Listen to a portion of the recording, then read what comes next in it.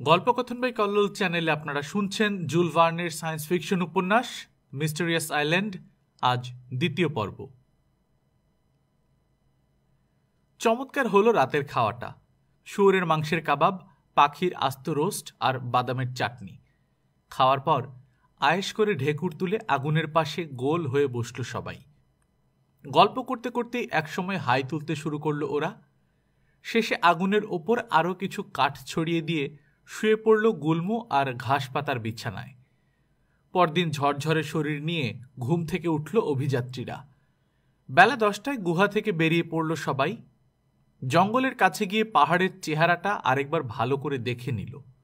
মোটা দুটো চূড়া পাহাড়টার। একটা চূড়া 2500 ফুটের মতো উঁচুতে, যেন ছুরি দিয়ে আগাটা খ্যাঁচ করে কেটে ফেলা হয়েছে। ঘন জঙ্গলে ছাওয়া মাঝখানের উপত্যকা, মাঝে মাঝে ঝর্ণাও দেখা যাচ্ছে। উত্তর পূব দিকটায় গাছপালা একটু কম। প্রথম চূড়াটাকে ছাড়িয়ে খাড়া উঠে গেছে দ্বিতীয় চূড়া। মাথাটা ন্যাড়া। এতদূর থেকেও দেখা যাচ্ছে লাল লাল পাথর। আগ্নেয় শিলার উপর এসে পড়েছি আমরা, বললেন ক্যাপ্টেন। পায়ের তলায় জমাট বাঁধা লাভার ঢেউ খেলানো স্তর, চারদিকে ছড়িয়ে ছিটিয়ে আছে ব্যাসল্ট আর পিউমিস পাথরের বড় বড় চাই। জঙ্গলের মধ্য দিয়ে যেতে যেতে চতুষ্পদ জানোয়ারের পায়ের দাগ দেখা গেল। দাগের নমুনা দেখে আন্দাজ করা যায় বড় জানোয়ার। কিন্তু ভয় পেলেন না ক্যাপ্টেন। ইন্ডিয়ান বাঘ আর আফ্রিকান সিংহ মেরে অভ্যাস আছে তার। বড় পাহাড়টার পাদদেশে পৌঁছতে পৌঁছতে অগ্নুৎপাতের আরও চিহ্ন দেখা গেল। 6টা পাহাড়ি ছাগলের সাক্ষাৎ পাওয়া গেল এখানে। 3 লাফে পাহাড়ের উপর উধাও হয়ে গেল পাহাড়ি ছাগলের দল। প্রথমে ছোট পাহাড়টায় উঠলেন অভিযাত্রীরা। দ্বীপের উত্তর দিকটায় শুধু পানি আর পানি। দক্ষিণের বড় চূড়াটা দৃষ্টিপথে বাধার সৃষ্টি করায় ওদিকে কি আছে আর বোঝা গেল না। দ্বিতীয় চূড়াটায় ওঠা আরম্ভ হলো এবার। জমে যাওয়া লাভার আনাচে কানাচে জমে আছে গন্ধক। আগ্নেয়গিরির প্রলয়কাণ্ডের চিহ্ন দেখে নিজের অজান্তেই শিউরে উঠল অভিযাত্রীরা। তবে এখন হয়তো ভয় নেই। চেহারা দেখে মনে হচ্ছে বহু বছর আগেই মরে গেছে আগ্নেয়গিরি। বড় চূড়াটায় পৌঁছতে বেলা গড়িয়ে গেল। সুতরাং এখানেই রাত কাটানো স্থির করলেন ক্যাপ্টেন। আশেপাশে বিস্তর চকমকি পাথর পড়ে রয়েছে, কাজে আগুন জ্বালাতে কোনো অসুবিধে হলো না। ধীরে ধীরে সাঁঝ গড়িয়ে রাত হলো। মশালের আলোয় ডায়েরি লিখতে বসলেন স্পিলেট। হারবার্টকে সাথে নিয়ে বেরিয়ে পড়লেন ক্যাপ্টেন। উদ্দেশ্য ঘুমাবার আগে মশালের আলোতেই আশপাশটা ঘুরে দেখবেন। খুঁজতে খুঁজতে বিশাল এক গহ্বরের সন্ধান পেলেন ক্যাপ্টেন। এখান দিয়েই বহু বছর আগে উঠেছিল তরল লাভার স্রোত। প্রকৃতির তৈরি সিঁড়ির ধাপ ঘুরে ঘুরে উঠে গেছে উপরের অন্ধকারে। এক মুহূর্ত দ্বিধা করে উঠতে শুরু করলেন ক্যাপ্টেন। আরও 1000 খানেক ফুট উপরে উঠে পাহাড়ের চূড়ায় এসে পৌঁছলেন শেষ পর্যন্ত। চূড়ায় দাঁড়িয়ে দিগন্তের দিকে তাকালেন ক্যাপ্টেন। কিন্তু অন্ধকারে দেখা গেল না কিছু। একসময় ঘড়িতে 8টা বাজল। হঠাৎ অন্ধকারের বুক চিরে ছোট্ট একটু রূপালী আলোর রেখা ঝিলিক দিয়ে উঠল। চাঁদ উঠছে। এই সময়ই দেখা গেল নিচের সমতলে প্রতিবিম্বিত হয়ে কাঁপছে চাঁদের আলো। এর একটাই অর্থ আছে, পানিতে প্রতিবিম্বিত হচ্ছে চাঁদ। ওদিকটায় তাহলে সাগর। এটা মহাদেশ না হারবার্ট, দ্বীপ, গম্ভীর গলায় বললেন ক্যাপ্টেন সাইরাস হার্ডিং। ভোর হলো 30শে মার্চ সেদিন। এটা দ্বীপ কিনা দিনের আলোয় ভালো মতো যাচাই করার জন্যে লাভার সিঁড়ি বেয়ে উঠতে শুরু করল অভিযাত্রীরা। যদিও তারা জানে ভুল হতে পারে না ক্যাপ্টেন সাইরাস হার্ডিংয়ের। দিনের আলোয় পাহাড়ের চূড়ায় দাঁড়িয়ে 50 মাইল পর্যন্ত পরিষ্কার দেখা গেল। ওদিকের কোথাও মাটির চিহ্ন মাত্র নেই। দিগন্তের যতদূর চোখ যায় শুধু পানি আর পানি। অতিকায় তিমির মতো পানির মাঝখানে গা ভাসিয়ে পড়ে আছে দ্বীপটা। দমে গেল সবাই। 100 মাইলের মতো পরিধি দ্বীপটার। খুঁটিয়ে দেখে একটা ব্যাপার পরিষ্কার হলো সবার কাছে, দ্বীপটা মনুষ্য বসতিবিহীন। তবে আশেপাশের কোনো দ্বীপ থেকে নৌকায় চেপে হানা দিয়ে বসতে পারে জঙ্গলিরা। 50 মাইলের ভেতর আর কোনো দ্বীপের চিহ্ন না দেখা গেলেও আশঙ্কাটা থেকেই যাচ্ছে। দৃষ্টিসীমার বাইরে দ্বীপ নেই একথা হলপ করে বলা যায় না। সময় নষ্ট করতে রাজি নন গিডিয়ন স্পিলেট। নোটবই বের করে দ্বীপটার একটা ম্যাপ এঁকে ফেললেন। একটা প্রস্তাব আছে আমার, বললেন ক্যাপ্টেন। জাহাজ রুটের বাইরে দ্বীপটা। জাহাজ রুটের বাইরে দ্বীপটা। সভ্য জগতে কোনোদিন ফিরে যেতে পারবো কিনা কে জানে। সুতরাং দ্বীপের পাহাড়, জঙ্গল, নদী, উপসাগর আর অন্তরীপগুলোর নামকরণ করে ফেলতে চাই। রাজি হয়ে গেল সবাই। পেনক্রাফটি বলল প্রথমে, এই দ্বীপে প্রথম নামকরণ হয়েছে চিমনি গুহার, ওই নামটাই বহাল থাকুক। আপত্তি আছে কারো? কেউই আপত্তি করল না। এর পরের নামকরণগুলোর বেশিরভাগই আমেরিকার বিখ্যাত জায়গার নামানুসারেই করা হলো, কারণ অভিযাত্রীরা সবাই আমেরিকান। নেবের বাড়ি আফ্রিকায় হলেও সে এখন আমেরিকার অধিবাসী। উপসাগর দুটোর একটার নাম রাখা হলো ইউনিয়ন বে, অন্যটা ওয়াশিংটন বে। পাহাড়টার নাম ফ্র্যাঙ্কলিন হিল। দ্বীপের উত্তর পশ্চিম প্রান্তে কুমিরের লেজের মতো বেরিয়ে থাকা উপদ্বীপটার নাম সার্পেন্টাইন পেনিনসুলা। দ্বীপের আরেক প্রান্তের উপসাগরটা দেখলেই মনে হয় দুঠোঁট ফাঁক হয়ে হাঁ করে আছে একটা হাঙর, কাজে ওটার নাম রাখা হলো শার্ক গালফ। শার্ক গালফের দুটি অন্তরীপ, একটির নাম নর্থ ম্যান্ডিবল কেপ, অন্যটি সাউথ ম্যান্ডিবল কেপ। বিরাট হ্রদটার নাম রাখা হলো লেক গ্র্যান্ট। সমুদ্রতল থেকে লেকটা 100 ফুট উঁচুতে। চিমনি গুহাটা গ্রানাইট পাহাড়ের গোড়ায়। পাহাড়টার চূড়ায় সমতল জায়গা আছে খানিকটা, সেখানে দাঁড়িয়ে পরিষ্কার দেখা যায় সব কটা উপসাগর। কাজে জায়গাটার নাম হলো প্রসপেক্ট হাইট, অর্থাৎ খুঁটিয়ে দেখার বেদি। বেলুন যে নদীটার কাছে এসে নেমেছিল তার নাম রাখা হলো মার্সি রিভার, অর্থাৎ করুণা নদী। দক্ষিণ পূবের দ্বীপের প্রান্তটার নাম ক্ল কেপ। ওদিকে তাকালে মনে হয় সাগরের কিনারে থাবা মেলে বসে আছে পাহাড়ি অঞ্চলটা, এই জন্যই জায়গাটাকে এই নামে ভূষিত করা হলো। প্রথম যে ছোট্ট দ্বীপটায় বেলুন থেকে লাফিয়ে নেমেছিল অভিযাত্রীরা, তার নাম সেফটি আইল্যান্ড। আর পুরো দ্বীপটার নাম রাখা হলো আমেরিকার তৎকালীন প্রেসিডেন্টের নামে। সেদিন ছিল 1865 সালের 30শে মার্চ। এর মাত্র 16 দিন পর গুড ফ্রাইডের দিন গুপ্তঘাতকের গুলিতে মারা গেলেন আব্রাহাম লিঙ্কন। কিন্তু সেটা জানার কথা নয় লিঙ্কন আইল্যান্ডের অভিযাত্রীদের। পরদিন সকালে ঘুম থেকে উঠেই ক্যাপ্টেন বললেন, নতুন পথে চিমনিতে ফিরব আমরা, তাহলে আরো ভালো করে জানা যাবে দ্বীপটাকে। এই দ্বীপে প্রাকৃতিক সম্পদ কি আছে তাও খুঁজে দেখতে হবে। জীবনের শেষ দিনটি পর্যন্ত যদি লিঙ্কন আইল্যান্ডই থাকতে হয়, তাহলে সেভাবেই গুছিয়ে নিতে হবে জীবনটা। সূর্য যখন ঠিক মাথার ওপরে, তখন ঘড়ির কাঁটা দুটো ঘুরিয়ে 12টার ঘরে এনে রাখলেন ক্যাপ্টেন। দেখা দেখি স্পিলেটও ঘড়িতে হাত দিতেই বাধা দিলেন তিনি। রিচমন্ডের সময় দিচ্ছে আপনার ঘড়ি। রিচমন্ড আর ওয়াশিংটনের সময় একই। রোজ নিয়মিত চাবি দিতে থাকুন ঘড়িতে, পরে কাজে লাগবে সময়টা। লাঞ্চ সেরে লেক গ্র্যান্ট দেখতে বেরোলেন অভিযাত্রীরা। বৃষ্টির পানিতে নিশ্চয়ই ভরে যায় হ্রদ। হ্রদের বাড়তি পানি কোথায় কোন নদীতে গিয়ে পড়ছে দেখতে চান ক্যাপ্টেন। এদিক ওদিক ছড়ানো গ্রানাইটের স্তূপ, আগ্নেয় পাথরের ছোট ছোট পাহাড় মাথা তুলে আছে বন জঙ্গলের ফাঁকে ফাঁকে। প্রকৃতির এই মুক্ত পরিবেশে এসে হঠাৎ উদ্দাম আদিমতায় পেয়ে বসল অভিযাত্রীদের। ক্যাপ্টেন আর সাংবাদিককে পেছনে ফেলে এদিক ওদিক ছোটাছুটি করতে শুরু করল বাকি 3 জন। নেবের চিৎকারটা শোনা গেল তখনই। চমকে উঠে দেখলেন স্পিলেট আর হার্ডিং। ঊর্ধ্বশ্বাসে ছুটে আসছে হারবার্ট। ফ্যাকাশে হয়ে গেছে মুখ। একটু দূরে পাথরের আড়ালে লুকিয়ে পড়েছে পেনক্রাফট আর নেব। ধোঁয়া ক্যাপ্টেন, ধোঁয়া। ধোঁয়া কোথায়? ওই যে পাহাড়ের আড়ালে। জঙ্গলি ছাড়া আর আগুন জ্বালবে কে? বেচারা নরখাদক হলেই গেছি। কথা শুনে ক্যাপ্টেনের মুখ শুকিয়ে গেল। নিরস্ত্র অবস্থায় জঙ্গলিদের বিরুদ্ধে কি করে দাঁড়াবেন ওরা? স্পিলেটকে বললেন, চুপি চুপি এগিয়ে দেখলে কেমন হয়? চলুন। দেখে মনে হলো একটুও ভয় পাননি স্পিলেট। পাহাড়ের গায়ে গা মিলিয়ে ঝোপঝাড়ের আড়ালে আড়ালে ওপরে উঠতে শুরু করলেন দুজনে। আগুনটার কাছাকাছি পৌঁছে অতি সাবধানে উঁকি মেরে দেখলেন ক্যাপ্টেন। পরক্ষণেই গলা ফাটিয়ে হো হো করে হেসে উঠলেন। অন্যেরাও দেখতে এসেছে ক্যাপ্টেনের পেছন পেছন। হতভম্ব হয়ে ক্যাপ্টেনের মুখের দিকে তাকিয়ে রইল সবাই। হাসতে হাসতে ক্যাপ্টেন বললেন, আগুনই মিস্টার স্পিলেট, তবে মানুষের জ্বালানো নয়, গন্ধকের গুঁড়োর হলদে ধোঁয়া। গলার ঘায়ের চমৎকার ওষুধ এই গুঁড়ো। তাই নাকি?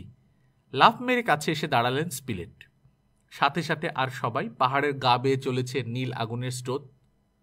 সাথে সাথে আর সবাই পাহাড়ের গা বেয়ে চলেছে নীল আগুনের স্রোত। পাথরের গা বেয়ে নামতে নামতে বাতাসের অক্সিজেন শুষে নিয়ে সালফিউরিক অ্যাসিডের কড়া গন্ধ ছড়াচ্ছে তরল গন্ধ। দেখেছেন? বললেন ক্যাপ্টেন। গন্ধকের আগুনের রং নীল হয়, লাল নয়। কিন্তু ব্যাপার কি ক্যাপ্টেন? জিজ্ঞেস করলেন স্পিলেট। নীল আগুন ছড়িয়ে পাহাড়ের গা বেয়ে গন্ধকের স্রোত বয়ে চলেছে কেন? আশেপাশের গ্রানাইট পাথর দেখলেই এর কারণ বোঝা যায়। এককালে যথেষ্ট অগ্নুৎপাতের ফলে লাভা জমে জমে সৃষ্টি হয়েছে এই গ্রানাইট পাহাড়। হয়তো কোথাও কোনো জ্বালামুখ এখনো একেবারে নিভে যায়নি। ভূগর্ভের তরল লাভা অল্প মাত্রায় বেরিয়ে বেরিয়ে এই গন্ধক কুণ্ডে জমা হচ্ছে। কথাটা বলে তেল তেলে পানিতে আঙুল ডোবালেন ক্যাপ্টেন, জিভে ছোঁয়ালেন। বেশ মিষ্টি। অনুমান করলেন পানির তাপমাত্রা 95 ডিগ্রি ফারেনহাইট। থার্মোমিটার ছাড়াই কিভাবে তাপমাত্রা আন্দাজ করা যায় তা হারবার্টকে বুঝিয়ে দিলেন। হাত ডুবিয়ে দেখো, পানিটা গরমও না ঠান্ডাও না, তার মানে তোমার দেহের স্বাভাবিক তাপমাত্রা সমান। আর তোমার দেহের স্বাভাবিক তাপমাত্রা কত? 95 ডিগ্রি ফারেনহাইট। বিকেল নাগাদ লেক গ্র্যান্টের কাছে পৌঁছে গেল অভিযাত্রীরা। লেকের চারপাশে গাছপালার ছড়াছড়ি, রং বেরঙের পাখি নেচে বেড়াচ্ছে গাছের ডালে ডালে। বেশিরভাগ গাছই ইউক্যালিপটাস আর ক্যাসোয়ারিনি গোষ্ঠীর। অস্ট্রেলিয়ান দেবদারু আছে প্রচুর। নিউজিল্যান্ডের টুসক ঘাসে ছাওয়া বনভূমি। কিন্তু এখন পর্যন্ত একটা নারকেল গাছ চোখে পড়ল না। ডানা মেলে লেজ নাচিয়ে ছুটছে সাদা কালো ধূসর কাকাতুয়া। রামধনুর রঙে চোখ ধাঁধিয়ে উঠছে বার্ড অব প্যারাডাইস। একই অঙ্গে লাল নীল সবুজের গভীর ছোপ লাগিয়ে গম্ভীর মুখে বসে আছে মাছরাঙা। হঠাৎ জন্তু জানোয়ারের সম্মিলিত তীক্ষ্ণ তীব্র চিৎকারে চাপা পড়ে গেল পাখির ডাক। শব্দের উৎস লক্ষ্য করে ঝোপের মধ্যে দৌড়ে গেল হারবার্ট আর নেব। তীক্ষ্ণ শব্দ সৃষ্টিকারী প্রাণীটাকে চেনে নেব। এক ধরনের পাখি, এদের গোশত খেতে চমৎকার। ডালের গদা দিয়ে বেশ কটা পাখিকে পিটিয়ে মারল নেব। অপূর্ব সুন্দর কতগুলো পায়রা দেখল হারবার্ট। ওদের উজ্জ্বল হলদে শরীরে বিকেলের পড়ন্ত রোদ পড়ে চকচকে সোনালি আভার সৃষ্টি করেছে। মুগ্ধ বিস্ময়ে ওদের দিকে চেয়ে চেয়ে ভাবতে লাগলো হারবার্ট, একটা শটগান হলে মন্দ হতো না। হঠাৎ ঝোপঝাড়ের মাথার ওপর দিয়ে লাফ মেরে ছিটকে বেরিয়ে এলো এক ঝাঁক চতুষ্পদ প্রাণী। Kangaroo, kangaroo! খুশির ঠেলায় চেঁচাতে শুরু করলো হারবার্ট। খেতে কেমন জিজ্ঞেস করলো পেনক্রাফট। খেতে কেমন জিজ্ঞেস করছো? ভেড়ার গোশত খেয়েছে কখনো? আর শোনার অপেক্ষা করল না পেনক্রাফট। গদা হাতে তাড়া লাগালো ক্যাঙ্গারুগুলোকে। হারবার্ট আর টপও ছুটল পেছন পেছন। টেনিস বলের মতো ড্রপ খেতে খেতে উধাও হয়ে গেল ক্যাঙ্গারুর দল। হাঁপাতে হাঁপাতে ফিরে এলো শিকারীরা। একটা কথা ক্যাপ্টেন, ক্যাপ্টেনের দিকে ফিরে বলল পেনক্রাফট। কি? গাছের ডাল দিয়ে কি শিকার করা সম্ভব? দেখলেনই তো কি দৌড়টাই না দিতে হলো। একটা বন্দুক টন্দুক যদি বানিয়ে দিতেন। সে পরে দেখা যাবে, আপাতত কিছু তীর ধনুক বানিয়ে দিচ্ছি। তীর ধনুক? ঠোঁট উল্টে বলল পেনক্রাফট। কি হবে ও দিয়ে? কি হবে? কদিন হলো বন্দুক আবিষ্কার হয়েছে, এর আগে মানুষ তীর ধনুক দিয়ে যুদ্ধ করতো না। আবার কিছু খেয়ে নিয়ে রওনা দিল অভিযাত্রীরা। বন জঙ্গল চড়াই উতরাই পেরিয়ে নতুন জায়গা আর জিনিস দেখতে দেখতে পথ চলতে লাগলো ওরা। হঠাৎ 3টে ক্যাপিবারের পথ আটকে দাঁড়ালো টপ। গদা দিয়ে পিটিয়ে দুটোকে সাবার করে দিল হারবার্ট, পেনক্রাফট আর নেব। খুশিতে লাফাতে শুরু করলো পেটুক পেনক্রাফট। হাঁটতে হাঁটতে একটা নদীর কাছে পৌঁছে গেল ওরা। নদীর মাটির রং লাল। মাটিতে আকরিক লোহার প্রাধান্য থাকলেই এরকম হয়। নদীটার নাম দেয়া হলো রেড ক্রিক। সারাটা দিন লেক গ্র্যান্টের আশেপাশে ঘুরে বেড়িয়ে বিকেল নাগাদ মার্সি নদীর বাঁ তীর ধরে হাঁটতে হাঁটতে যখন চিমনিতে পৌঁছল অভিযাত্রীরা, সাঁঝের আধার নামছে তখন। হতাশ হলেন ক্যাপ্টেন হার্ডিং। এত ঘুরেও হ্রদের বাড়তি পানি কোথায় যায় খুঁজে পেলেন না। রাতের খাওয়া শেষে আগুনের পাশে গোল হয়ে বসল সবাই। পকেট থেকে একে একে কয়েকটা জিনিস বের করলেন ক্যাপ্টেন হার্ডিং। জিনিসগুলো খনিজ লোহা, চুন, কয়লা আর কাদামাটি। সারাদিন ধরে নমুনাগুলো সংগ্রহ করে পকেটে ভরে রেখেছেন তিনি। সবাই জিনিসগুলোর দিকে জিজ্ঞাসু দৃষ্টিতে তাকাতেই বললেন ক্যাপ্টেন, প্রাকৃতিক সম্পদকে কাজে লাগানোই বুদ্ধিমানের কাজ। কাল থেকে সে কাজই শুরু করতে হবে আমাদেরকে। পরদিন সকালে খাওয়া দাওয়ার পর কাজের জন্য তৈরি হলো সবাই। একেবারে গোড়া থেকে শুরু করতে হবে সবকিছু। ক্যাপ্টেন বললেন, কাঠ আর কয়লার অভাব নেই দ্বীপে, শুধু তন্দুরটা হলেই আগুনে পুড়িয়ে মাটির বাসন পেয়ালা তৈরি করে ফেলা যাবে। তন্দুর? অবাক কণ্ঠে প্রশ্ন করল পেনক্রাফট। তন্দুর পাবো কোথায়? বানিয়ে নেব ইট দিয়ে। ইট পাবো কোথায়? কাদামাটি দিয়ে বানিয়ে আগুনে পুড়িয়ে নিতে হবে। ইট পোড়ানোর জায়গাতেই খাড়া করব তন্দুরটা, তাতে ঝামেলা কমবে, সময়ও বাঁচবে। চিমনি থেকে খাবার পৌঁছানোর দায়িত্ব থাকবে নেবের ওপর। ইট তৈরির কারখানাটা কোথায় বসাবো? হ্রদের পশ্চিম তীরে, প্রচুর কাদামাটি সেখানে আছে, কাল দেখে এসেছি আমি। শিকারের হাতিয়ারের কিন্তু বড় অভাব আমাদের, স্পিলেট বললেন। ইস, এখন যদি অন্তত একটা ছুরিও থাকতো, আক্ষেপ করে বলল পেনক্রাফট। ছুরি, তাই না? তাহলে একটা ছুরি দরকার। বলতে বলতে এদিক ওদিক চাইতে লাগলেন ক্যাপ্টেন। টপের দিকে চোখ পড়তেই কি যেন ভাবলেন, তারপর ডাকলেন, টপ, এদিকে আয় তো। টপ কাছে এসে দাঁড়াতেই ওর গলা থেকে বেল্টটা খুলে নিলেন ক্যাপ্টেন। দুহাতে চাপ দিয়ে বেল্টে আটকানো টেম্পার্ড স্টিলের বকলসটা মাঝখান থেকে 2 টুকরা করে ভাঙলেন। পেনক্রাফটের দিকে টুকরা দুটো এগিয়ে দিয়ে বললেন, এই নাও, পাথরে ঘষে শান দিয়ে নিলেই 2টো ছুরি পেয়ে যাবে তুমি। প্রায় 2 ঘন্টা খরচ করে অদ্ভুত ছুরিতে শান দিয়ে নিল পেনক্রাফট। তারপর গন্তব্যস্থলের দিকে রওনা দিল সবাই। মার্সি নদীর পাড় বেয়ে প্রসপেক্ট হাইটকে পেছনে ফেলে মাইল 5 পথ পেরিয়ে জঙ্গলের কাছে একটা ঘাস জমিতে পৌঁছল অভিযাত্রীরা। এখান থেকে 200 ফুট দূরে লেক গ্র্যান্ট। জঙ্গলে এক ধরনের গাছের সন্ধান পেল হারবার্ট। বাঁশ গাছের মতো এসব গাছ দিয়ে ধনুক বানায় আমেরিকান রেড ইন্ডিয়ানরা। অন্য এক ধরনের গাছের ছাল দিয়ে তৈরি হয় ছিলা। ওই গাছ দিয়েই ধনুক বানানো হলো কয়েকটা। এখন শুধু বাকি তীর আর তীরের ফলা। এপ্রিলের 2 তারিখে মৌলিক পদ্ধতিতে দ্বীপের মধ্যরেখা নির্ণয় করলেন ক্যাপ্টেন। আগের দিনই দেখে রেখেছেন কোন বিন্দুতে অস্ত গেছে সূর্য। আজকে কোন বিন্দুতে সূর্য উঠেছে তাও খেয়াল করেছেন। কালকে ঘড়ি দেখে ঠিক করেছেন সূর্যোদয় এবং সূর্যাস্তের মধ্যে সময়ের ব্যবধান 12 ঘন্টা 26 মিনিট। তার মানে ঠিক 6 ঘন্টা 13 মিনিট পর মধ্যরেখা পেরিয়ে যাবে সূর্য। হ্রদের তীর খুঁজে খুঁজে ইট বানানোর উপযোগী মাটি জোগাড় করে কাজে লেগে গেল সবাই। সামান্য একটু বালি মিশিয়ে নিয়ে হাত দিয়ে টিপে টিপে ইট বানানো চলতে লাগলো। ইটের ধারগুলো একটু এবড়ো খেবড়ো হলেও মোটামুটি কাজ চালানো যাবে। 2 দিনেই 1003 ইট তৈরি হয়ে গেল। দিন 4 পর দেখা গেল তন্দুর বানানোর পক্ষে যথেষ্ট ইট রোদে শুকাচ্ছে। প্রচুর ইট পোড়ানোর জন্য প্রচুর কাঠও জোগাড় করা হলো।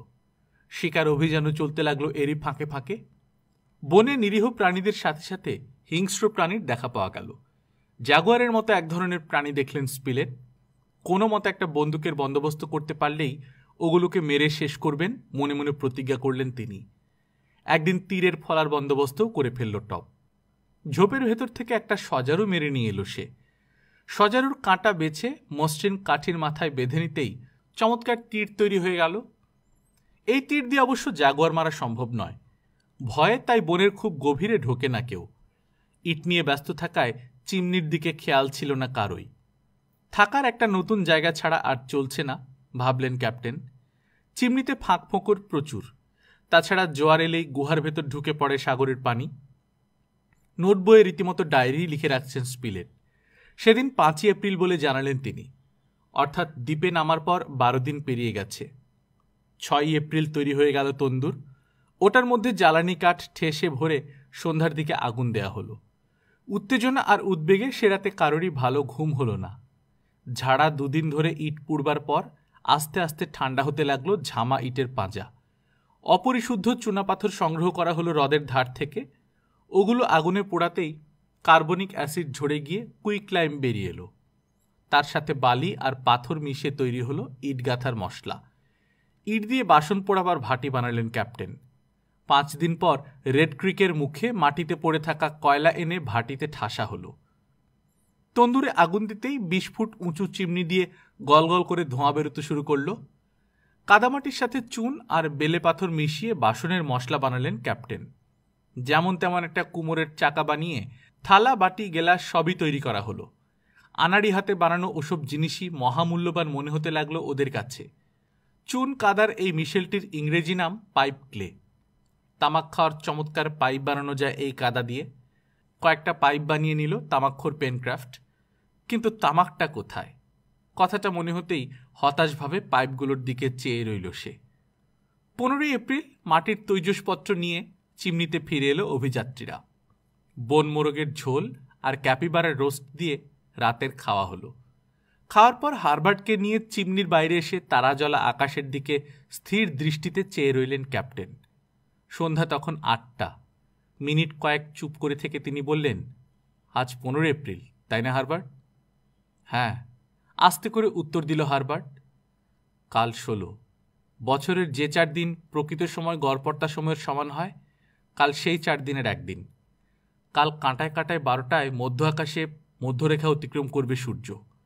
আবহাওয়া পরিষ্কার থাকলেই দ্বীপের লঙ্গিটিউড বের করা যাবে। সেক্সটেন্ট কোথায় পাবেন? শুধু তাই নয়, হারবার্টের কথার উত্তর না দিয়েই বললেন ক্যাপ্টেন, আকাশে মেঘ নেই যখন সাদার্ন ক্রস তারার উচ্চতা বের করে দ্বীপের ল্যাটিটিউড বের করে ফেলব। মশালের আলোয় কাজে লেগে গেলেন ক্যাপ্টেন। কাঠ কেটে দুটো চ্যাপ্টা স্কেলের মতো কাঠি বানিয়ে বাবলার কাঁটা দিয়ে একটা দিক এঁটে দিতেই কম্পাস তৈরি হয়ে গেল। তারপর সাথীদের নিয়ে প্রসপেক্ট হাইটে উঠলেন তিনি। দক্ষিণ দিগন্তে তখন ঝিকমিক করছে চাঁদ। দক্ষিণ মেরু ঘেঁষে আলফা নক্ষত্রের উপরিভাগে হঠাৎ যেন আকাশ ফুঁড়ে আবির্ভূত হল সাদার্ন ক্রস। দক্ষিণ মেরু থেকে আলফার ব্যবধান 27 ডিগ্রি। কম্পাসের একটা কাঁটা আলফার দিকে, অন্যটা সাগর দিগন্তের দিকে ফেরালেন ক্যাপ্টেন। দিগন্ত থেকে আলফার কৌণিক দূরত্ব পাওয়া গেল। এখন অঙ্ক কষলেই দিগন্ত থেকে আলফার উচ্চতা বের করে নেওয়া যাবে। ওই কৌণিক দূরত্বের উপরেই নির্ভর করছে ল্যাটিটিউড। হিসেবটা আগামী দিনের জন্য মুলতবি রেখে চিমনিতে ফিরে এলেন সবাই। পরদিন ইস্টার সানডে, কাজেই সেদিন আর কোনো কাজ করবে না বলে সিদ্ধান্ত নিল অভিযাত্রীরা। বিকেল নাগাদ ক্যাপ্টেন এক অসাধারণ আবিষ্কার করে বসলেন। একটা গাছ, নাম ওয়ারমুড। এই গাছ শুকিয়ে পটাশিয়াম নাইট্রেটে চুবিয়ে নিলে দেশলাইয়ের মতো দাহ্য পদার্থ তৈরি করা যায়। খুঁজতে খুঁজতে পটাশিয়াম নাইট্রেট অর্থাৎ সোরারও সন্ধান পাওয়া গেল। সারাটা দ্বীপে প্রাকৃতিক সম্পদের ছড়াছড়ি। ক্রমেই আশায় আনন্দে উদ্বেলিত হয়ে উঠছে অভিযাত্রীদের অন্তর। নতুন এক দৃষ্টিকোণ থেকে দেখতে পাচ্ছে ওরা নিজেদের। আবিষ্কার করছে নিজেদের অন্তর্নিহিত ক্ষমতা। মাপজোকের কাজ শুরু করলেন ক্যাপ্টেন। আগের রাতের অর্ধেক বের করে রাখা ল্যাটিটিউডের কাজ শেষ করতে হবে, তাই সাগর তীর থেকে 20 ফুট আর পাহাড় থেকে 500 ফুট দূরে একটা 12 ফুট লম্বা লাঠি পুঁতলেন ক্যাপ্টেন। লাঠিটার 2 ফুট রইল মাটির তলায়, 10 ফুট ওপরে। তারপর পিছু হটতে লাগলেন ক্যাপ্টেন। মাঝে মাঝে মাটিতে শুয়ে পড়ে দেখলেন লাঠির মাথা পাহাড়ের চূড়ার সাথে এক সরল রেখায় দেখা যাচ্ছে কিনা। যেখান থেকে সরল রেখায় দেখা গেল সেখানে একটা কাঠি পুঁতলেন। মেপে দেখা গেল কাঠি থেকে লাঠির দূরত্ব 15 ফুট আর পাহাড়ের দূরত্ব 500 ফুট। এবার শুরু হলো জ্যামিতির হিসাব। হারবার্টকে বোঝালেন সমকোণী ত্রিভুজ আকারের ছোট বড় হলেও অনুরূপ ভুজগুলো সমানুপাতিক। ঝিনুক দিয়ে মাটিতে অঙ্ক কষে পাহাড়ের উচ্চতা বের করে ফেললেন তিনি। পাহাড়টার উচ্চতা দেখা গেল 333 ফুট। পাহাড়ের উচ্চতা মাপা শেষ করে আগের রাতে বানানো কাঁটা কম্পাস নিয়ে বসলেন ক্যাপ্টেন। বালির উপর একটা বৃত্ত এঁকে বৃত্তটাকে 360 ভাগে ভাগ করলেন। কাঁটা কম্পাসের 2 কাঁটার মাঝখানের কৌণিক দূরত্ব পাওয়া গেল। কম্পাসের হিসেব অনুযায়ী দক্ষিণ মেরু থেকে আলফা উচ্চতা 27 ডিগ্রি। কৌণিক দূরত্বের সঙ্গে জোড়া হলো। এই 27 ডিগ্রি পাহাড়ের উচ্চতাকে সমুদ্র পৃষ্ঠের পর্যায়ে এনে অঙ্ক করতেই সব মিলিয়ে হলো 53 ডিগ্রি। মেরু থেকে নিরক্ষরেখা 90 ডিগ্রি। এখন 90 ডিগ্রি থেকে 53 ডিগ্রি বাদ দিলে থাকলো 37 ডিগ্রি। লিঙ্কন দ্বীপের দক্ষিণ ল্যাটিটিউড হচ্ছে 37 ডিগ্রির কিছু কম বা বেশি, অর্থাৎ 35 থেকে 40-এর মধ্যে। মাথা তুলে সঙ্গীদের ফলাফল জানালেন ক্যাপ্টেন। এবার লঙ্গিটিউড নির্ণয় করতে হবে। ওটা দুপুরের জন্য মুলতবি রেখে সবাইকে নিয়ে বেড়াতে বেরোলেন ক্যাপ্টেন। হাঁটতে হাঁটতে চলে এলেন সবাই হ্রদের উত্তর পাড় আর শার্ক গালফের মাঝখানে। অসংখ্য সিল মাছ রোদ পোহাচ্ছে গালফের তীরে। এদিক ওদিক বালির উপর ছড়িয়ে ছিটিয়ে আছে শাঁখ, ঝিনুক, শামুকের খোলা। হাঁটু জলে ঝিনুকের বিরাট ক্ষেত আবিষ্কার করল নেব। এই ঝিনুকের ভেতরই মুক্তো পাওয়া যায়। মুক্তোর ক্ষেতের দিকে খেয়াল নেই ক্যাপ্টেনের। সিল মাছগুলোর দিকে চেয়ে মন্তব্য করলেন তিনি, আবার এখানে আসতে হবে। হঠাৎ কি মনে হতে ঘড়ি দেখলেন ক্যাপ্টেন। সাগর তীরে পরিষ্কার জায়গা দেখে 6 ফুট লম্বা একটা লাঠি পুঁতে মাথাটা সামান্য দক্ষিণে হেলিয়ে দিলেন। তৈরি হয়ে গেল সূর্য ঘড়ির কাঁটা। কাঠির ছায়ার দিকে নজর রাখলেন হার্ডিং। ছায়া যখন সবচেয়ে ছোট হবে বুঝতে হবে দুপুর ঠিক 12টা বেজেছে। ছোট ছোট কাঠি পুঁতে ছায়া ছোট হওয়ার হিসাব রাখতে লাগলেন ক্যাপ্টেন।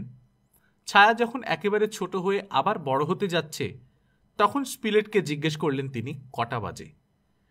5টা বেজে 1 মিনিট। রিচমন্ডের সঙ্গে মেলানো ঘড়ির সময় বললেন স্পিলেট।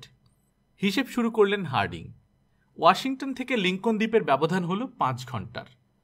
ঘন্টায় 15 ডিগ্রি পথ অতিক্রম করছে সূর্য। মানে 5 ঘন্টায় 75 ডিগ্রি। গ্রিনউইচের 77 ডিগ্রি পশ্চিমে অবস্থিত ওয়াশিংটন। লিঙ্কন দ্বীপের লঙ্গিটিউড হচ্ছে 152 ডিগ্রি পশ্চিম, অর্থাৎ 150 থেকে 155 মধ্যে। সোজা কথায় সভ্য লোকের সাথে কোনো যোগাযোগ নেই লিঙ্কন দ্বীপের। প্রশান্ত মহাসাগরের এই অক্ষাংশ দ্রাঘিমাংশে কোনো দ্বীপের চিহ্ন কখনো কোনো ম্যাপে দেখেছেন কিনা মনে করতে পারলেন না ক্যাপ্টেন। লিঙ্কন দ্বীপ থেকে তাহিতি এবং প্রশান্ত দ্বীপপুঞ্জের দূরত্ব কম করে হলেও 1200 মাইল। নিউজিল্যান্ড এখান থেকে 1800 মাইলেরও বেশি দূরে, আর প্রায় 4500 মাইলের মতো দূরে হবে আমেরিকার উপকূল। ভেলায় করে এত পথ পাড়ি দেওয়া অসম্ভব, নৌকো দরকার। পরদিন 17 এপ্রিল আলোচনায় বসলেন দ্বীপবাসীরা। তৈজসপত্র তৈরি শেষ, এবার যন্ত্রপাতি দরকার। আর ভালো নৌকো বানাতে হলে যন্ত্রপাতি ছাড়া গতিই নেই। অগ্নুৎপাতের ফলে ছড়িয়ে থাকা প্রচুর খনিজ পদার্থকে কাজে লাগাতে হলে একটা লোহার কারখানা দরকার। আর সবচেয়ে বড় দরকার শীত আসার আগেই একটা বাসোপযোগী আশ্রয়। শীতকালে চিমনিতে থাকা যাবে না কোনো মতেই। বন্দুক না থাকায় পেনক্রাফটের দুঃখের সীমা নেই। স্পিলেট অবশ্য আশার বাণী শুনিয়ে যাচ্ছেন, বন্দুক বানানো আসলে এমন কিছুই না। বন্দুকের জন্য খনিজ পদার্থ, কার্তুজের জন্য সোরা, কয়লা আর গন্ধক আর সীসা চাই। এসব জিনিসের অভাব নেই দ্বীপে, কাজেই ওই জিনিসটা একদিন বানানো হয়েই যাবে, বিশেষ করে ক্যাপ্টেন যখন আছেন। অত সোজা না, হেসে বললেন ক্যাপ্টেন। বন্দুক বানাতে উন্নত কারিগরি আর অনেক সূক্ষ্ম যন্ত্রপাতি দরকার। মাটিতে পরিশোধিত অবস্থায় থাকে না ধাতু, অক্সিজেন অথবা গন্ধকের সাথে মিশে থাকে। দ্বীপের উত্তর পশ্চিমে প্রচুর আকরিক লোহার সন্ধান পাওয়া গেছে। আয়রন সালফাইড আর আয়রন অক্সাইডকে প্রচণ্ড উত্তাপে গলালে ময়লা বাদ দিয়ে বেরিয়ে পড়বে খাঁটি ইস্পাত। কিন্তু ওই পরিমাণ উত্তাপ সৃষ্টি করাটাই আসল সমস্যা। সেফটি আইল্যান্ড থেকে কয়েকটা সিল মেরে আনো পেনক্রাফট, হুকুম দিলেন ক্যাপ্টেন। লোহা সাফ করতে হবে। সিল দিয়ে লোহা সাফ করবেন? একটু অবাক হলো পেনক্রাফট। লোহা গরম করতে হলে হাপড় দরকার, সিলের চামড়া দিয়ে হাপড় বানাবো। পানিতে সিল শিকার খুবই কঠিন ব্যাপার। ওস্তাদ সাঁতারু ওরা, কাজেই সিলেরা ডাঙায় না ওঠা পর্যন্ত অপেক্ষা করতে হবে। পাথরের আড়ালে লুকিয়ে রইল পেনক্রাফট, হারবার্ট আর নেব। ঘণ্টাখানেক অপেক্ষা করার পর পানি ছেড়ে বালির চড়ায় উঠে এলো 6টা সিল। এক লাফে পাথরের আড়াল থেকে বেরিয়ে এলো পেনক্রাফট আর হারবার্ট। লাঠি দিয়ে পিটিয়ে মেরে ফেলল 2টো সিল, বাকিগুলো ঝাঁপ দিল পানিতে। 3 জনে মিলে চামড়া ছাড়িয়ে নিল সিল দুটোর। শুধু চামড়া দুটো নিয়ে চিমনিতে ফিরে এলো ওরা। কাঠের ফ্রেমে আটকে ভালো করে শুকানো হলো চামড়াগুলো। গাছের ছাল পাকিয়ে তৈরি হলো মজবুত দড়ি। 3 দিনেই তৈরি হয়ে গেল ক্যাপ্টেনের হাপড়। পরদিন 20 এপ্রিল সকালে ঘুম থেকে উঠেই রেড ক্রিকের দিকে রওনা হয়ে গেল সবাই। বনের মধ্য দিয়ে যেতে যেতে ঝোপঝাড় কেটে পথ করে এগোতে হলো ওদের। এতে করে আরও একটা লাভ হলো, ফ্র্যাঙ্কলিন হিল আর প্রসপেক্ট হাইটের মাঝে একটা সোজা রাস্তা তৈরি হয়ে গেল। জঙ্গলে জ্যাকামার পাখি বেশি, তাই জঙ্গলের নামটাও দিয়ে ফেলল জ্যাকামার ফরেস্ট। পথ চলতে চলতে তীরধনুক দিয়েই ক্যাঙ্গারু মেরে ফেলল হারবার্ট আর স্পিলেট। সজারু আর পিপিলিকা ভ্রুখের মাঝামাঝি দেখতে একটা জানোয়ারও মারা পড়ল। ঘোত ঘোত করে ঝোপঝাড় ভেঙে ছুটে গেল একটা দাতাল শুয়োর। বাধা পেলে সাংঘাতিক রকমের হিংস্র হয়ে ওঠে এরা। জ্যাকামার ফরেস্ট পেরিয়ে রেড ক্রিকে পৌঁছতে 5টা বেজে গেল। নদী থেকে শখানেক গজ দূরে একটা কুঁড়ে ঘর তৈরি করে নিল ওরা। সেদিন আর কিছু করা যাবে না। আগুনের কুণ্ড জেলে একজনকে পাহারায় রেখে শুয়ে পড়ল বাকি সবাই। 21 এপ্রিল ভোর হতেই কাজে লেগে গেল ওরা। শিরার মতো সরু সরু লোহার স্তর খুঁজে বের করলেন ক্যাপ্টেন। মাটির ওপর আলগাভাবে পড়ে থাকা প্রচুর কয়লাও পাওয়া গেল। মাটি দিয়ে চোঙা বানিয়ে হাপড়ে পরানো হলো। পরপর বিছানো হলো কয়লা আর লোহার স্তর। উত্তপ্ত লোহা আর কয়লার ফাঁক দিয়ে ঢুকবে হাপড়ের হাওয়া। পদ্ধতিটা প্রাচীন কিন্তু কার্যকরী। হাপড়ের হাওয়ায় কয়লা প্রথমে কার্বনিক অ্যাসিডে পরিণত হবে, তারপর কার্বন মনোক্সাইডে। ফলে আয়রন অক্সাইড থেকে বেরিয়ে যাবে অক্সিজেন, থাকবে শুধু আয়রন। এইভাবে লোহা পাওয়া যেতেই তা দিয়ে হাতুড়ি, কাঁচি, খুন্তি, কুড়াল, কোদাল একটার পর একটা তৈরি হয়ে গেল। তরল লোহার সাথে পরিমাণ মতো কয়লা মিশিয়ে ইস্পাত পর্যন্ত বানিয়ে ফেললেন ক্যাপ্টেন। এভাবেই বুদ্ধি আর মেহনতের জোরে সমস্ত নিত্য প্রয়োজনীয় যন্ত্রপাতি তৈরি করে ফেলল ওরা। ইস্পাতের যন্ত্রপাতি, অস্ত্রশস্ত্র ইত্যাদি নিয়ে 5ই মে চিমনিতে ফিরে এলো সবাই। মে মাসের 6 তারিখে আকাশের অবস্থা দেখে চিন্তা বেড়ে গেল ওদের। শীত আসতে দেরি নেই। তার উপর আরও একটা কথা বললেন ক্যাপ্টেন, এসব নির্জন দ্বীপে প্রায়ই আস্তানা গাড়তে আসে মালয়ী জলদস্যুরা। শীঘ্রই চিমনি ছেড়ে অপেক্ষাকৃত নিরাপদ গুহায় আশ্রয় না নিলে আর চলছে না। কোথায় পাওয়া যাবে সেরকম আস্তানা? চিমনির চেয়ে বড় গুহা কোথায়? পাহাড় খুঁড়ে নতুন গুহা বানানো সোজা কথা নয়। কাজেই গুহা খুঁজতে লেগে গেল ওরা। গুহা খুঁজতে গিয়ে সারা লেকটা ঘুরে এসেছেন ক্যাপ্টেন, কিন্তু একটা রহস্যের মীমাংসা করতে পারলেন না কিছুতেই। রেড ক্রিকের পানি হ্রদে এসে পড়ছে, কিন্তু বেরোচ্ছে কোন দিক দিয়ে? নিশ্চয়ই বাড়তি পানি বেরিয়ে গিয়ে সাগরে পড়ছে, নইলে পানিতে সয়লাব হয়ে যেত আশপাশটা। যেখান দিয়ে খুশি বেরোক নোটার পানি, তাতে আমাদের কি? ক্যাপ্টেনের রকম সকম দেখে বললেন স্পিলেট, আমাদের কি? বাড়তি পানি যদি মাটির নিচের কোনো সুড়ঙ্গ পথে বেরোয়, তাহলে সেটাকে বাড়ি বানালে চমৎকার হয় না?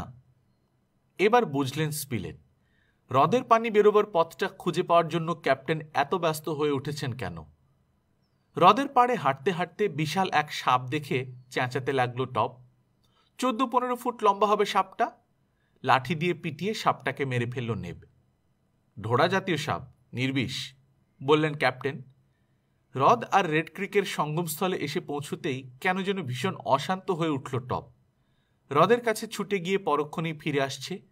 কখনো পানির ধারে থমকে দাঁড়িয়ে মনিবের দিকে চেয়ে কি যেন বোঝাতে চাইছে। হ্রদের পানিতে কি কিছু দেখতে পেয়েছে টপ? একটু অবাক হলেন ক্যাপ্টেন। হঠাৎ দৌড়ে গিয়ে পানিতে ঝাঁপিয়ে পড়ল টপ। টপ, উঠায় জলদি, ডাকলেন ক্যাপ্টেন। ওখানকার পানিতে নিশ্চয়ই কিছু আছে, হারবার্ট বললেন। কুমির না তো? স্পিলেট জিজ্ঞেস করলেন। না, এই ল্যাটিচিউডে কুমির থাকে না, উত্তর দিলেন ক্যাপ্টেন। ক্যাপ্টেনের ডাকে পানি থেকে উঠে এলেও কিছুতেই শান্ত হতে পারল না টপ। লম্বা ঘাসের মধ্য দিয়ে পানির কিনারা ধরে হাঁটতে শুরু করেছে কুকুরটা, যেন পানির তলায় হেঁটে বেড়াচ্ছে কেউ, তার সঙ্গ ছাড়তে চাইছে না সে। অথচ শান্ত পানির উপরিভাগটা খুঁটিয়ে দেখেও তলার কিছু আঁচ করতে পারছে না অভিযাত্রীদের কেউ। দারুণ বিস্মিত হয়েছেন ক্যাপ্টেনও। আধ ঘন্টা এক নাগাড়ে টপের পেছন পেছন হেঁটে প্রসপেক্ট হাইটে এসে পৌঁছে গেলেন অভিযাত্রীরা। হঠাৎ থমকে দাঁড়িয়ে পড়ল টপ। হ্রদের শান্ত পানির দিকে তাকিয়ে আগের চেয়েও বেশি চেঁচামেচি শুরু করে দিল। পরক্ষণেই বিশাল একটা তিমি জাতীয় প্রাণী ভেসে উঠল পানির ওপর। কেউ কিছু বোঝার আগেই পানিতে ঝাঁপ দিল টপ। সাঁতরাতে লাগলো প্রাণীটার দিকে। বিশাল হাঁ করে টপকে গিলতে এলো ওটা। কয়েক মুহূর্ত হুটুপুটি করেই টপকে নিয়ে পানিতে ডুব দিল অতিকায় জলজন্তু। তা দেখে নেব ঝাঁপিয়ে পড়তে যাচ্ছিল, কিন্তু বাধা দিলেন ক্যাপ্টেন। এমন সময় সবাইকে হতভম্ব করে দিয়ে পানির 2 ফুট উপরে ছিটকে উঠল টপ। আশ্চর্যকাণ্ড! ভেসে উঠেই তীরের দিকে সাঁতরাতে শুরু করল সে। ডাঙায় উঠতেই ওর ওপর হুমড়ি খেয়ে পড়ল সবাই। কিন্তু না, শরীরের কোথাও তো আঘাতের চিহ্ন নেই। দানবীয় প্রাণীটির হাত ফসকে বেরিয়ে এলো, অথচ বিন্দুমাত্র আঁচড়ও লাগেনি গায়ে। এতক্ষণ টপের দিকে মনোযোগ থাকায় পানির দিকে কেউ তাকায়নি। হঠাৎ সেদিকে হারবার্টের নজর পড়তেই চেঁচিয়ে উঠল সে, আরে দেখুন দেখুন, কি আলোড়ন উঠছে শান্ত পানিতে! পানির নিচে কি মারামারি করছে নাকি কেউ? বিকেল গড়িয়ে গোধূলির রক্তিমাভা দেখা দিয়েছে তখন। হ্রদের পানিতেও তার প্রতিফলন দেখা দিয়েছে। সহসা যেন আরো লাল হতে শুরু করল হ্রদের পানি। রক্ত, রক্ত মিশছে হ্রদের পানিতে। খানিক পরেই পানির উপর ভেসে উঠল অতিকায় প্রাণীটা, মৃত। নিষ্প্রাণ প্রাণীটাকে ডাঙায় টেনে আনলো অভিযাত্রীরা। আরে, এ যে ডুগং, বলল হারবার্ট। স্থির দৃষ্টিতে ডুগংটার গলার দিকে তাকিয়েছেন ক্যাপ্টেন। গলাটা কাটা, ধারালো অস্ত্রের আঘাতে কেটে গেছে। ছুরি, সংক্ষেপে উচ্চারণ করলেন ক্যাপ্টেন। ছুরি? মুখ কালো হয়ে গেল নেবের। ভূত আছে নাকি হ্রদের পানিতে? কে জানে। দ্বীপে আসার পর থেকেই তো ভৌতিক সব কাজ কারবার ঘটে চলেছে। বেলুন থেকে পড়ে যাওয়ার পর ডুবলাম না কেন? অজ্ঞান অবস্থায় আমাকে সাগর তীরে গুহায় পৌঁছে দিল কে? টপকে শুকনো অবস্থায় কে পৌঁছে দিয়েছিল তোমাদের কাছে? এইমাত্র সাক্ষাৎ মৃত্যুর হাত থেকে কে বাঁচালো টপকে? ছুরি মেরে ডুগংটাকে হত্যা করলো কে? নিজে অদৃশ্য থেকে আমাদের উপর তীক্ষ্ণ নজর রেখে চলেছে কে সে? চিন্তা ভারাক্রান্ত মনে সেদিন চিমনিতে ফিরে এলো অভিযাত্রীরা। 7ই মে স্পিলেটকে নিয়ে প্রসপেক্ট হাইটে উঠলেন ক্যাপ্টেন। রান্নার জন্য চিমনিতেই রইল নেব।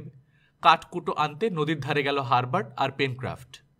হ্রদের পানির দিকে চেয়ে কে যেন ভাবছেন ক্যাপ্টেন। এইখানেই গতকাল মারা গিয়েছিল ডুগংটা। কি এক রহস্যকে অনুসরণ করে টপ তাদেরকে পথ দেখিয়ে এনেছে এখানে। হঠাৎ পানিতে একটা স্রোতের টান লক্ষ্য করলেন ক্যাপ্টেন। কয়েকটা পাতাসহ ছোট্ট শুকনো গাছের ডাল ওখানে ছুঁড়ে দিতেই পানির টানে ভেসে চলল ওগুলোকে অনুসরণ করে চললেন দুজনে। হ্রদের দক্ষিণ পাড়ে পৌঁছে এখানকার পানিতে ঘূর্ণিপাক দেখতে পেলেন ক্যাপ্টেন। হাতের লাঠি ডুবিয়ে পানির টান পরীক্ষা করতে যেতেই হাত থেকে ছুটে গেল লাঠিটা। সাঁ করে ঘূর্ণির কাছে গিয়েই টুপ করে তলিয়ে গেল সেটা। সেজদার ভঙ্গিতে বসে পড়ে মাটিতে কান পাতলেন ক্যাপ্টেন। একটু পরেই হাসি মুখে উঠে দাঁড়িয়ে বললেন, স্পষ্ট গুমগুম শব্দ শোনা যাচ্ছে। ফুটখানেক নিচেই রয়েছে সুড়ঙ্গ।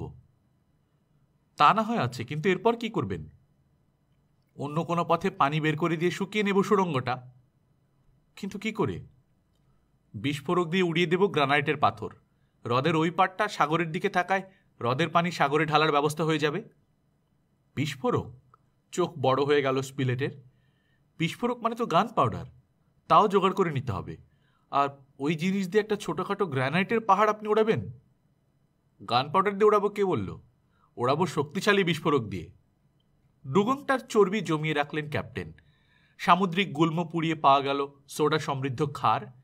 সেই সোডা দিয়ে সাবান বানাতেই চর্বি থেকে আলাদা হয়ে গেল গ্লিসারিন। প্রাকৃতিক কয়লার স্তর থেকে পাওয়া গেল খনিজ ধাতু। মন পাইরাইটস পুড়িয়ে পাওয়া গেল crystal of sulphate of iron, হীরাকস। আর এর থেকে তৈরি হলো সালফিউরিক অ্যাসিড। ফ্র্যাঙ্কলিন পাহাড়ের তলা থেকে খুঁজে আনা হলো সোরা। সালফিউরিক অ্যাসিডের সাথে সোরা মিশিয়ে তৈরি হলো নাইট্রিক অ্যাসিড। তাতে গ্লিসারিন মেশাতেই পাওয়া গেল কয়েক বোতল হলুদ রঙের তেলে তরল পদার্থ। ব্যাস, তৈরি হয়ে গেল বিস্ফোরক। বন্ধুদের উদ্দেশ্যে বললেন ক্যাপ্টেন, জানো এর নাম কি? নাইট্রোগ্লিসারিন। এই জিনিস আরেকটু থাকলে পুরো দ্বীপটাকেই উড়িয়ে দেওয়া যেত। তাহলে ওইটুকু তরল পদার্থ দিয়ে গ্রানাইটের স্তূপ গুঁড়ো করতে যাচ্ছেন আপনি? পেনক্রাফটের কথায় সন্দেহের সুর। তাই করব। কাল ছোট্ট একটা গর্ত খুঁড়বে তুমি, মজা দেখবে তারপরেই। পরদিন সকাল সকাল খেয়ে নিয়ে লেক গ্র্যান্টের পূব পাড়ে চলে এলো পেনক্রাফট। সারাদিন ধরে গাঁইতি চালালো সে। মাঝে মাঝে নেব এসে সাহায্য করে গেল ওকে। বিকেলের দিকে খোঁড়া হলো গর্ত। ভয়ঙ্কর এক্সপ্লোসিভ নাইট্রোগ্লিসারিন, আঘাত লাগলেই ফেটে যায়।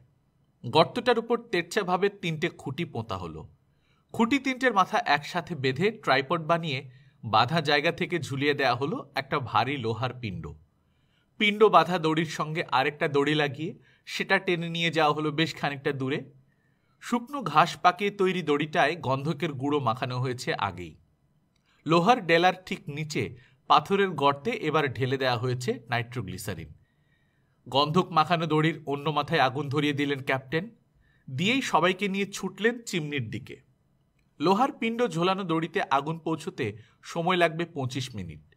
অবশ্য তার আগেই নিরাপদ জায়গায় পৌঁছে গেলেন অভিযাত্রীরা। দড়ি বেয়ে আগুন গিয়ে পৌঁছল পিণ্ড বাঁধা দড়িতে। দড়ি পুড়ে নিচের নাইট্রোগ্লিসারিনের উপর খসে পড়ল ভারী লোহার পিণ্ড। ওইটুকু আঘাতই যথেষ্ট। বিস্ফোরণের প্রচণ্ড শব্দে থরথর করে কেঁপে উঠল গোটা দ্বীপটা। বড় বড় পাথরের টুকরো ছিটকে পড়ল এদিক ওদিক। মাইল 2-1 দূরের চিমনিতে বসেও বিস্ফোরণের কম্পন অনুভব করল অভিযাত্রীরা। সব শান্ত হয়ে যেতেই হই হই করে ছুটল ওরা হ্রদের পাড়ে। বিশাল গহ্বর দিয়ে ফেনিল প্রপাতের মতো বেরিয়ে যাচ্ছে হ্রদের পানি। খুশিতে আকাশ কাঁপিয়ে হুল্লোড় করে উঠল সবাই। সেদিন 21শে মে। চড়ায় 20 ফুট, কিন্তু উচ্চতায় মাত্র 2 ফুট গহ্বরের মুখটা। এত কম উচ্চতায় চলবে না। আপাতত নেব আর পেনক্রাফট গাইতি চালিয়ে খানিকটা বড় করে নিল সুড়ঙ্গ মুখ। চকমকি আর ইস্পাত ঠুকে 2টো মশালে আগুন জ্বালানো হলো। যুগ যুগ ধরে প্রবল বেগে পানি বয়ে যাওয়া আশ্চর্য সুড়ঙ্গে একে একে প্রবেশ করল সবাই। পথ সাংঘাতিক পিচ্ছিল। পা পিছলে পড়ে যাবার ভয়ে একটা দড়ি কোমরের সাথে বেঁধে নিয়েছে অভিযাত্রীরা। আগে আগে চলেছে উত্তেজিত টপ। তেমন ঢালু নয় গহ্বরের মেঝে। ক্রমশ উঁচুতে উঠে গেছে ছাদ। একটু পরেই মাথা উঁচু করে দাঁড়াতে পারল ওরা। এগিয়ে চলল প্রকৃতির একান্ত গোপন এক পাথরের গুহাপথ ধরে। হঠাৎ ঘেউ ঘেউ করে চেঁচিয়ে উঠল টপ। আরও একটু এগোবার পর দেখা গেল সুড়ঙ্গের শেষ মাথায় একটা কুয়ো। কুয়োটার পাড়ে উত্তেজিতভাবে ছোটাছুটি করছে টপ, আর মাঝে মাঝে নিচের অন্ধকারের দিকে চেয়ে গোঁ গোঁ করে গজরাচ্ছে, যেন বলতে চাইছে, ওখানে কি করছিস, উঠায় দেখি, হয়ে যাক এক হাত। সবাই উঁকি মেরে দেখল কুয়োর ভেতর কিছুই নেই। হয়তো কোনো জলজন্তু ঘাপটি মেরেছিল ওর ভেতরে, ওদের আসতে দেখে পালিয়েছে। এই কুয়ো দিয়েই হ্রদের জল সাগরে গিয়ে পড়ত, অনুমান করলেন ক্যাপ্টেন। একটা জ্বলন্ত মশাল কুয়োর ভেতর ফেলে দিলেন তিনি। জ্বলতে জ্বলতে নেমে গেল মশালটা। পানির সংস্পর্শে আসতেই ছ্যাত করে নিভে গেল। মশালটার নিচে পড়তে কতটা সময় লেগেছে তা দেখে নিয়ে হিসেব করে বললেন তিনি, কুয়োর মুখ থেকে সমুদ্র সমতল প্রায় 90 ফুট নিচে। গুহার দেয়ালে গাঁইতি দিয়ে ঠুকে দেখতে লাগলেন ক্যাপ্টেন। এক জায়গায় আওয়াজটা একটু হালকা মনে হওয়ায় ওই জায়গায় খুঁড়তে বললেন পেনক্রাফটকে। সাথে সাথে কাজে লেগে গেল সে। পেনক্রাফট পরিশ্রান্ত হয়ে গেলে ওর জায়গা দখল করল নেব। এরপর স্পিলেটের পালা। খুঁড়তে খুঁড়তে ছিদ্র হয়ে গেল দেয়াল, ক্রমশ বেড়ে চলল ছিদ্রের পরিধি। হঠাৎ হাত ফসকে দেয়ালের ফুটো দিয়ে ওপাশে ছিটকে পড়ল গাঁইতিটা। ক্যাপ্টেন মেপে দেখলেন 3 ফুট পুরো এখানকার দেয়াল। ফুটো দিয়ে আলো এসে পড়েছে গুহায়। ক্রমশ উঁচু হতে হতে পরিষ্কার দেখা গেল এবার গুহার ভেতরটা।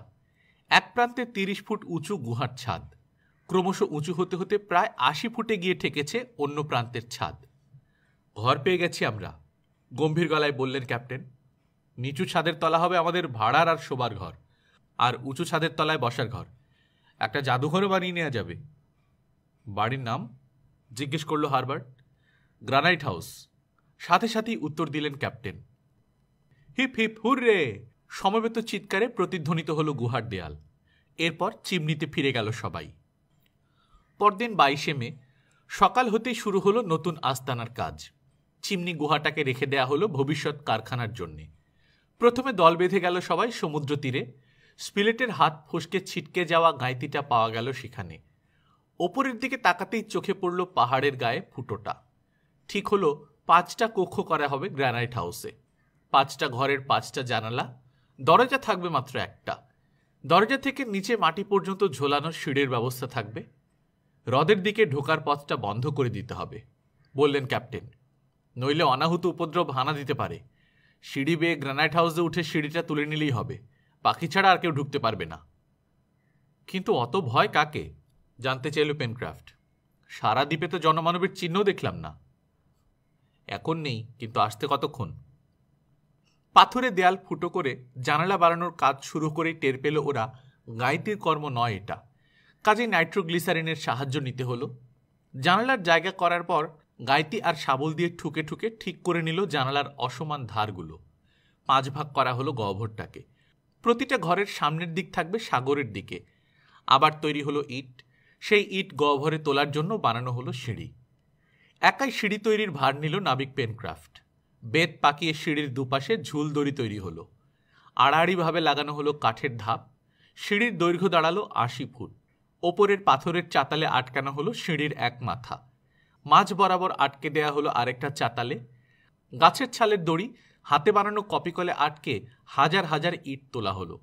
প্রচুর চুন দিয়ে ইট গেঁথে পার্টিশন করা হলো গহ্বরের ভেতর। রান্নাঘরের ধোঁয়া বেরোবার চিমনিও তৈরি হলো ইট দিয়ে। এদিককার কাজ শেষ হয়ে গেলে বড় বড় পাথর গড়িয়ে নিয়ে বন্ধ করে দেয়া হলো হ্রদের দিকের সুড়ঙ্গ মুখ। সিমেন্ট দিয়ে একটার সাথে আরেকটা পাথরকে আটকে দিয়ে তার উপর পুরু করে মাটির প্রলেপ লাগিয়ে ঘাসের চাপড়া দেয়া হলো। নিশ্চিহ্ন হয়ে গেল সুড়ঙ্গের মুখ। বাকি রইল ঘরের ফার্নিচার তৈরির কাজ। ওসব শীতকালের জন্য মুলতবি রাখা হলো। ওদিকে স্পিলেট আর হারবার্ট আবিষ্কার করে বসেছে এক বিশাল খরগোশের আড্ডা। ঝাঁঝরির মতো অসংখ্য গর্ত মাটির ওপর। ওরা সারা জীবন খেয়েও শেষ করতে পারবে না অত খরগোশ। ঘর হলো, খাবারের সংস্থান হলো। আর চিন্তা কি, এবার আসুক শীত, আসুক মালয়ী জলদস্যু। গল্পকথন বাই কল্লোল চ্যানেলে আপনারা শুনছিলেন জুল ভার্নের লেখা সায়েন্স ফিকশন গল্প মিস্টিরিয়াস আইল্যান্ড, আজ 2য় পর্ব। আমরা নিয়মিত গল্প পাঠ করে শোনাচ্ছি। আপনারা যারা প্রথমবারের মতো শুনছেন কাইন্ডলি সাবস্ক্রাইব করে নেবেন। গল্প পাঠ ভালো লাগলে বন্ধুদের সাথে শেয়ার করবেন। নিজে ভালো থাকবেন, আশেপাশের লোকজনকে ভালো রাখবেন। টাটা।